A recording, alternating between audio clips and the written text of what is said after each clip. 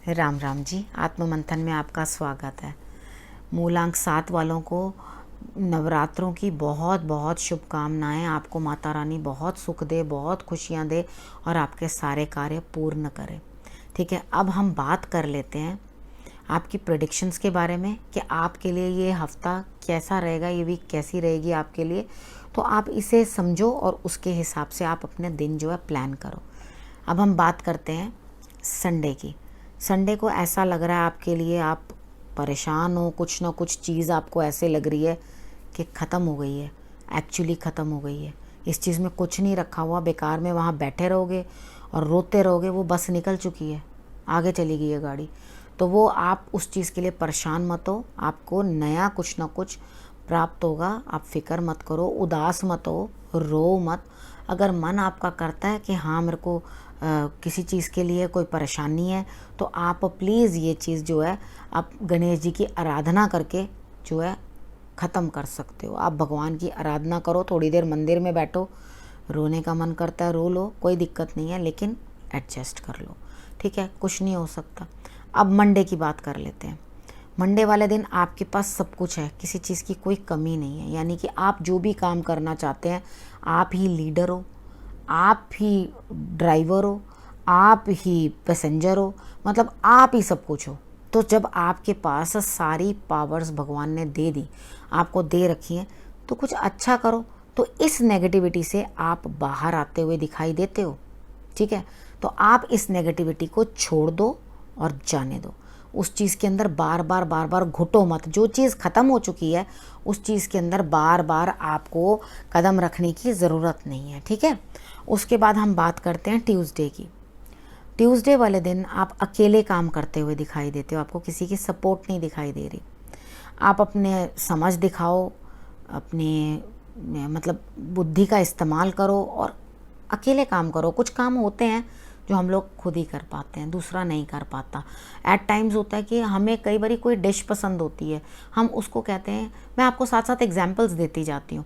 हम उसे किसी को भी कह देते हैं जो हमारे घर में बच्चे हैं, कुछ हैं, जाना बेटे ये हमारे हिसाब से बना के ले आना जैसे हमें चाहिए। ठीक है, तो आप वो क्या करेगा, अपने तरीके के साथ उसको बना देगा।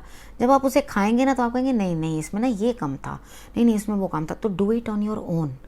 कई बारी कोई काम हमें किसी के पसंद नहीं आते।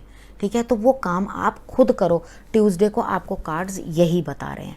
अब उसके बाद हम बात करते हैं वेडनेसडे की। ठीक है, वेडनेसडे को आपको कुछ सही बोलना है, क्योंकि आपसे शनि जो है वो न्याय मांग रहे हैं। यानी कि आपके अंदर से बहुत सारे चेंजेस, बहुत सारे बदलाव आ रहे हैं। आप अपने आप को बहुत अलग अलग तरीके के साथ बदलने की कोशिश करोगे। ठीक है, उसके बाद आपको क्या है कि आपसे कार्ड्स बोल रहे हैं कि किसी के साथ जस्टिस करना। कई बार ऐसा होता है कि हमने वो गलती खुद की होती है और हम अननेसेसरली दूसरे को ब्लेम करते हैं। तो जब हम ऐसा कर रहे होते हैं ना, तो कहीं ना कहीं हम अपने स्टार्स को ख़राब कर रहे होते हैं। तो अल्टीमेटली आज नहीं तो कल अगर मैंने कोई गलती की है, मैं उसे उठाकर पीछे छुपा लेती हूँ, तो पीछे क्या छुप जाएगी? वो पीछे वालों को नहीं दिखाई देगी, उनको भी दिखाई देगी। तो कभी ना कभी आप कितना भी कर लो, आपकी फॉल्ट निकल के सामने आ ही जाती है। देर चाहे सवेर, चाहे कितना भी झूठ बोल लो अपनी स्किन सेव करने के लिए, लेकिन करना क्या, यहाँ पर आपको न्याय करना है किसी के साथ। अगर आपने वो न्याय करा तो आपके अंदर जो बदलाव अब लंबे समय तक चलना है, यानी कि आपकी पर्सनैलिटी जो चेंज होनी है, तो आपको उस चीज़ का लाभ प्राप्त होगा। नहीं तो आपकी एनर्जीज वहीं स्टक हो जाएंगी। जब मैं ये कह रही हूँ कि आपने न्याय करना है तो न्याय करना है। आप सच बोलो आगे आकर कि हाँ ये चीज़ थी और मैंने ऐसे किया और ये किया, सॉर्ट आउट हो जाएगा। ठीक है, उसके बाद हम बात करते हैं थर्सडे की। लेकिन अपने अंदर आपको काफ़ी चेंजेस लाने की ज़रूरत है, ये आपको कार्ड्स बता रहे हैं। तो आपकी पर्सनैलिटी पूरी की पूरी चेंज होती हुई दिखाई देगी। उसके बाद आपने थर्सडे को क्या है, थर्सडे के लिए आपके लिए ये है कि आप नई सोच तो अपनी उत्पन्न कर रहे हो, लेकिन काम बड़ा मुश्किल है जो आप करने वाले हो। वो आपका काम होना मुश्किल है, आपका काम होना मुश्किल है। ठीक है, तो आप देवी दुर्गा की आराधना करो।